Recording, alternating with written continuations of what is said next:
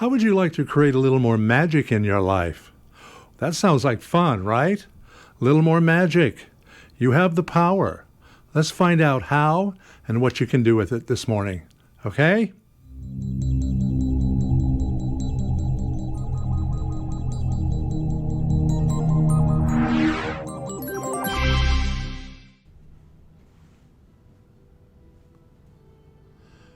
Many of us wonder why we often fail to manifest our dreams, whatever they may be. Maybe you're one of us. We pray, we affirm, we visualize, we say our morning mantras, and we meditate. And still, the same old world just keeps showing up day after day. What's wrong with me, you might think? Why can't I manifest like all those people who write the books or create the videos on how to attract abundance, relationships, new jobs and such? You know, the ones who always pop up on Oprah or Ellen or Dr. Oz. Well, today I want to share with you some pertinent info that may well change your entire perspective on the process of manifestation at any level. Here we are in the Easter season, and the emphasis is on resurrection. With that in mind, let's resurrect something you may have buried. I want to share a small portion of a powerful and wonderful little ebook called Magic Words by Genevieve Davis. I got this from Amazon, so it's very accessible if you want to get it. Just listen to the words, see how they affect you, and then quite possibly a whole new world may open up for you. Here goes. We all tend to notice, focus on, and exaggerate the things that confirm our firmly held beliefs, according to the story we are telling at the time. And we tend to gloss over, ignore, deny, or explain away anything that appears to contradict that story. Don't you find yourself homing in on news articles, stories, and papers that reinforce your opinions while ignoring or dismissing those that disagree with you? When buying a newspaper, if we still do that, don't you choose the one that's sympathetic to your political stance? When searching online for something you feel strongly about, for instance, vaccines cause autism, you probably bypass all those search results to the contrary, clicking only on that one article that reinforces your belief. Vaccines do indeed cause autism. But if you're searching for proof that vaccines don't cause autism, you'll automatically reject any articles that suggest it does. By the way, the question of whether or not vaccines cause autism is completely irrelevant here. I chose this example specifically because it tends to invoke very strong opinions in people. Opinions they will defend powerfully. For this reason, it perfectly illustrates the way we tend to focus on those things that reinforce our strongly held beliefs, while dismissing, ignoring, or not even noticing anything that runs counter to those beliefs. And we all do this. In just the same way that you may refuse to acknowledge certain online search results, I similarly refuse to acknowledge anything in my life that contradicts my theory that life is great, that I can do magic, and that nothing ever goes wrong. This isn't to say I never encounter anything unpleasant or unwanted, because I do, regularly. I just dismiss, ignore, or fail to notice things that could be deemed wrong.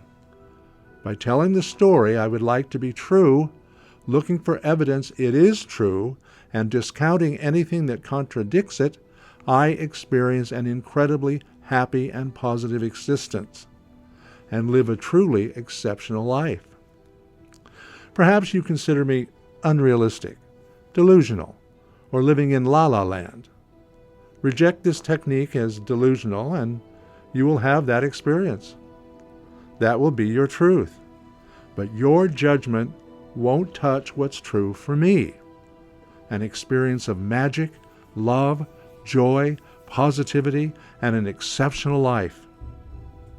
And ask yourself this: if I went around telling nothing but a miserable story about the terrible state of the world, my life, and everything in it, you wouldn't say I was wrong or crazy. You might call me dour, serious, cynical. You might even call me a realist, but you wouldn't call me delusional. Who decided it was more important, accurate, or virtuous to focus predominantly on the bad things? Who decided it was less valid, delusional, or selfish to focus predominantly on the good things? Whoever decided that, I reject your judgment.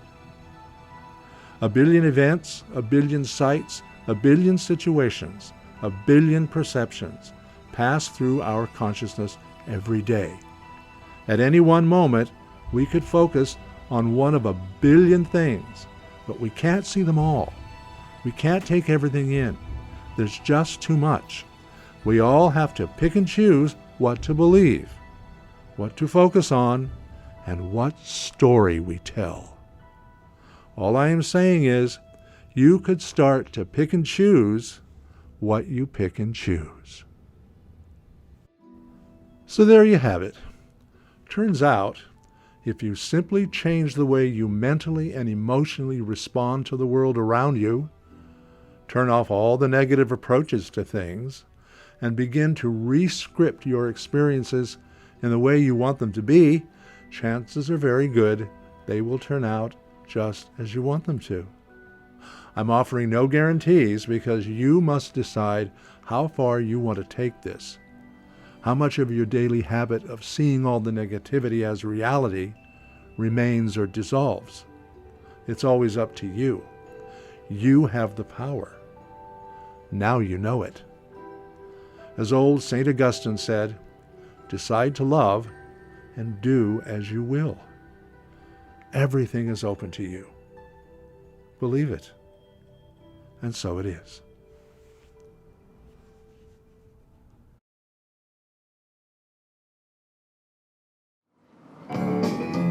There it is. My religion is kindness. My church is nature. My God is a feeling. It lives deep inside. My job is to be conscious. My path is forgiveness.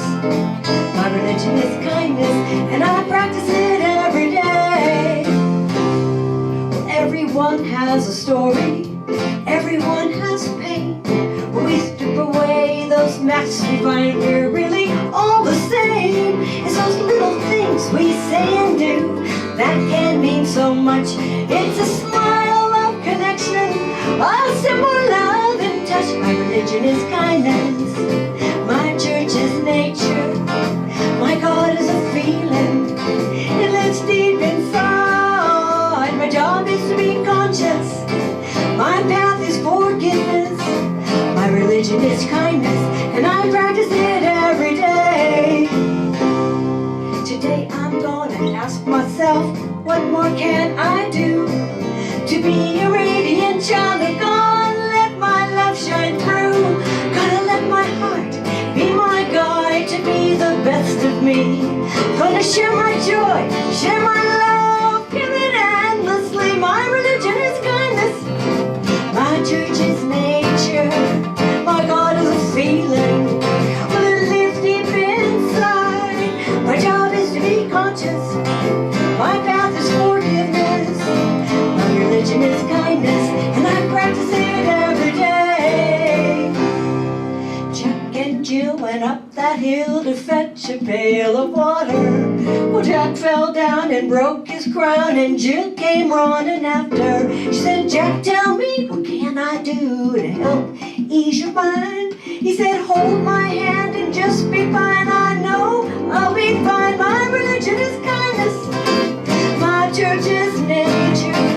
My God is a feeling that lives deep inside. My job is to be conscious.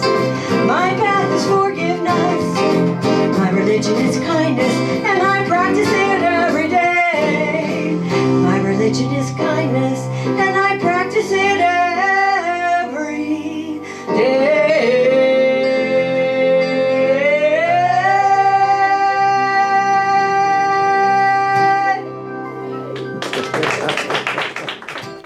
Thank you, Blaine and Annie, for your wonderful music. Just a reminder, next week, Easter Sunday, we will be having our gathering here in the sanctuary at 10:30, a very special program, and you don't want to miss it. If you can possibly make it, be here with us, 10:30 a.m. next Sunday. That's Easter. Remember that. That's Easter.